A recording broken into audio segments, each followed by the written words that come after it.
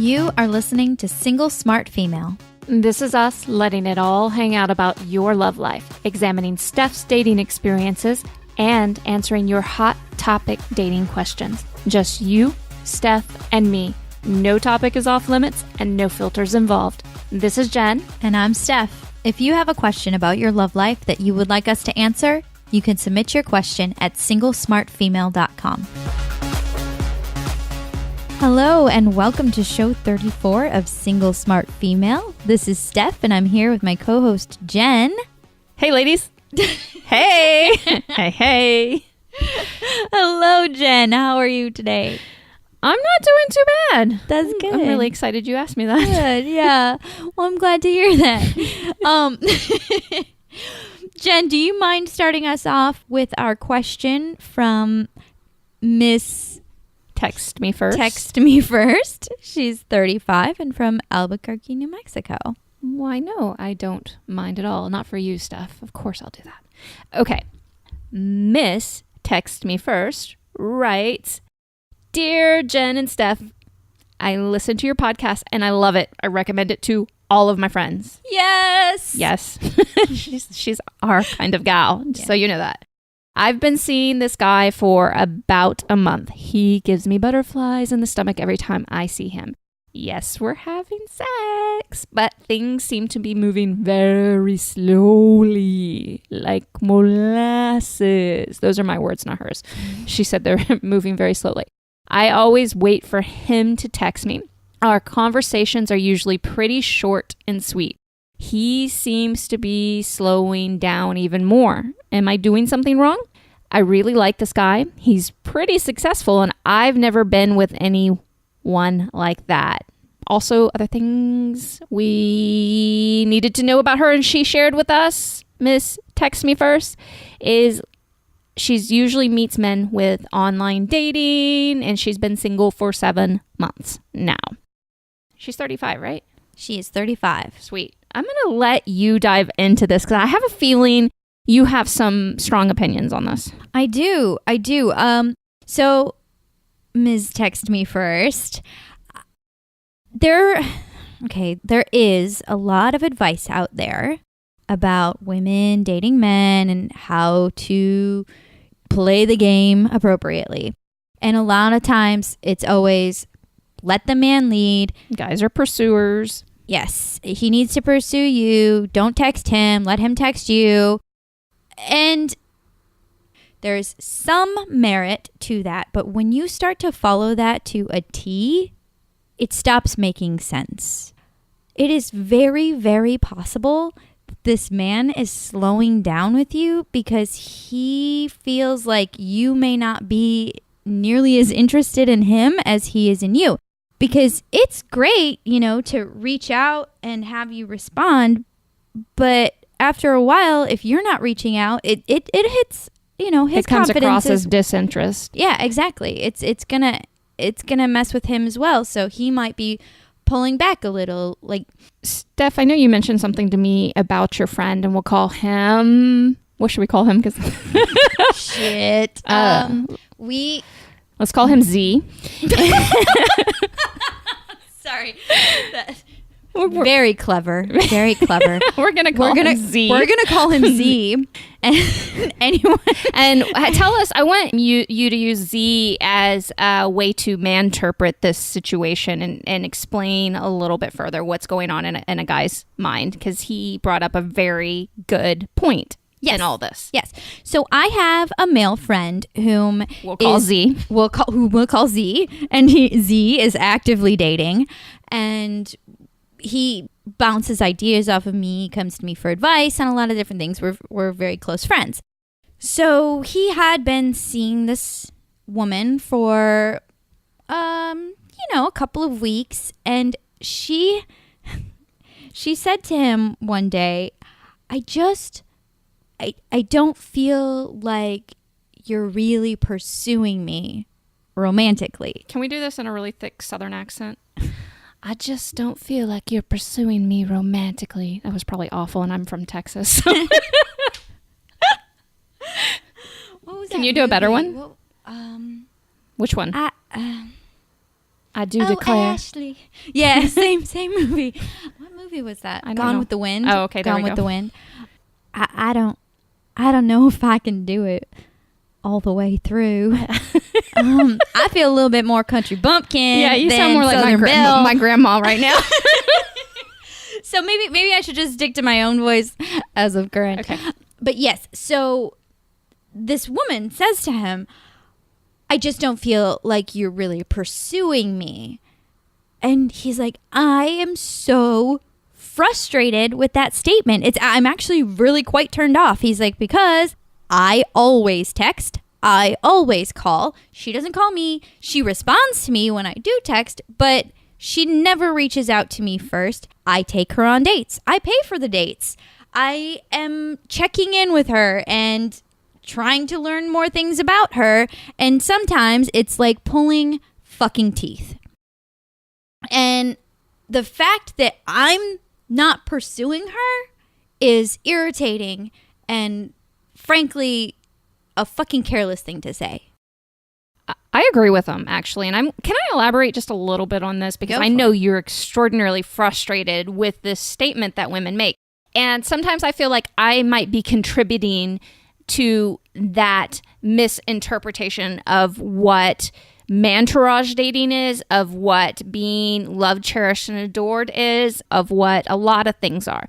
Okay, when it boils down to it, relationships and dating are still a two-way street. Most women that come to me so hooked on a specific guy that they are over communicating with him, trying to stimulate his interest and be in his line of sight, because she thinks somehow if he sees her enough or if she's in his line of sight enough, then all of a sudden he's going to fall magically in love with her.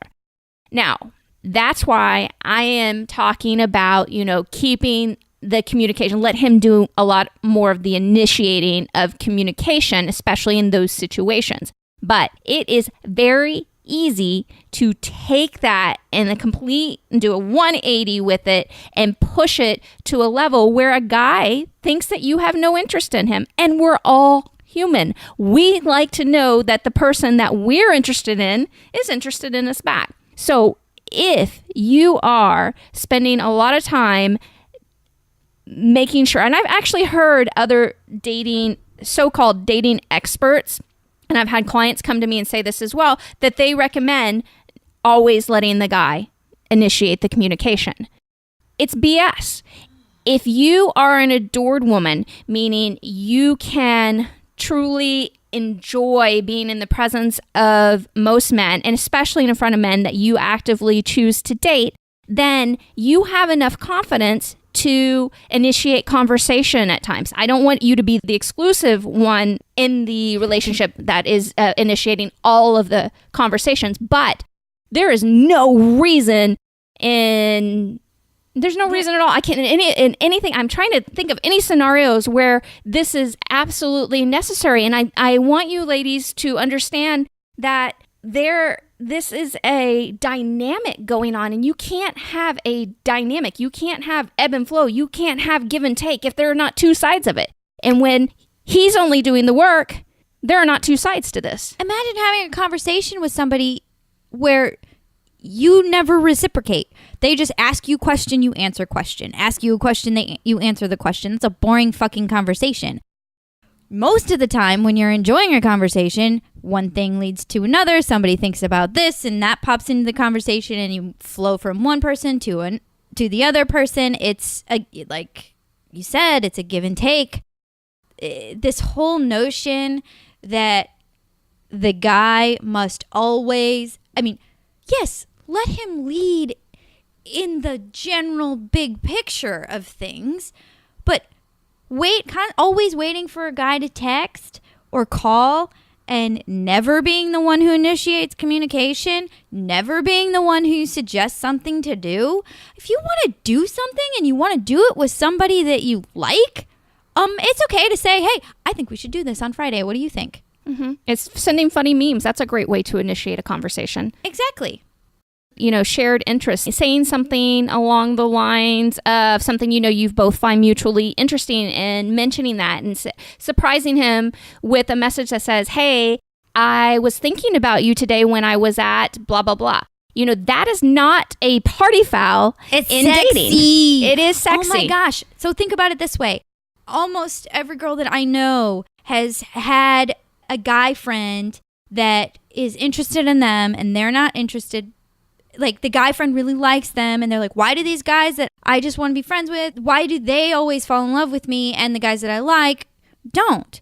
Because you are confident and you don't think about who's calling first and who's texting first. You don't overthink those situations. What? You're just being yourself. Mm-hmm. And when you're yourself, it's fucking sexy. So I do apologize if I have, as a result of the teaching that I'm doing, if I have given anybody the notion that you should never contact a man first. That is absolute crap. Now, yes, in the situation where you have been over communicating with a man, I want you to pull back and let him do most of the initiation. But that does not mean you can never do any of the initiating, okay?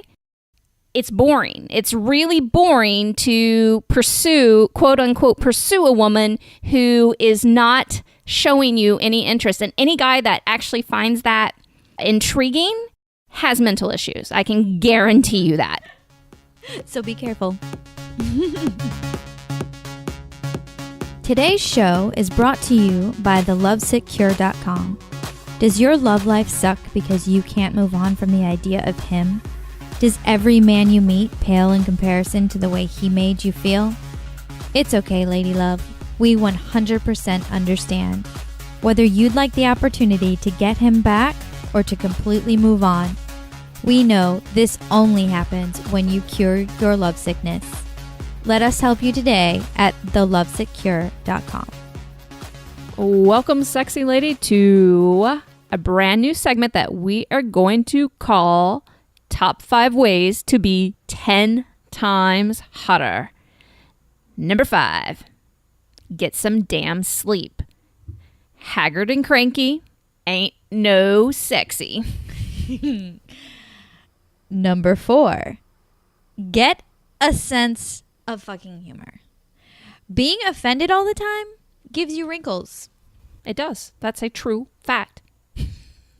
And number 3, be silly, playful, and goofy. Sexy, most of the time, has nothing to do with being put together well, or well put together, or just put together. And number 2, don't talk shit about other women, especially in front of men.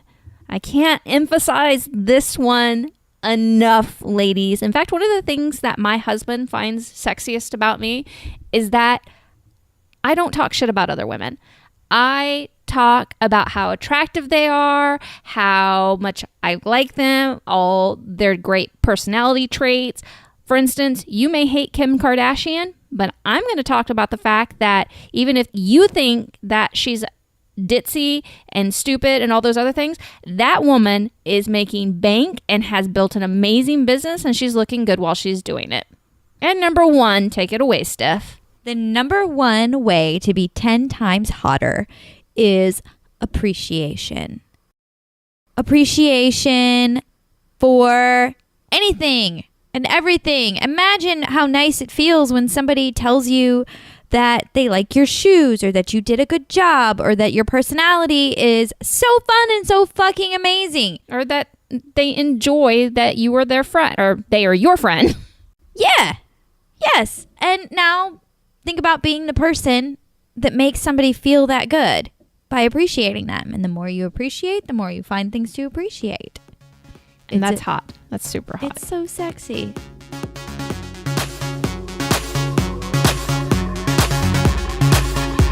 Okay, lover girl, it's time for the final thought on today's show.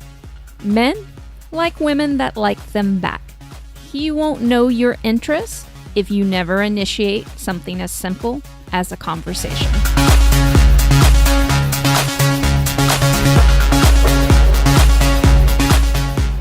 This is Jen. And this is Steph. Don't forget to subscribe to our show in iTunes. And if you'd like to submit a question to us, come see us at singlesmartfemale.com. And if you just want to come play around and learn more about Mantourage dating, come see us at havehimyourway.com. Talk to you next time.